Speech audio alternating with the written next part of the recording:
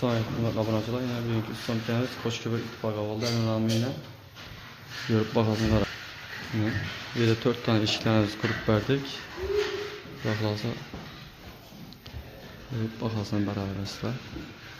Bu işlerimizi davulları bilen işlep verdik.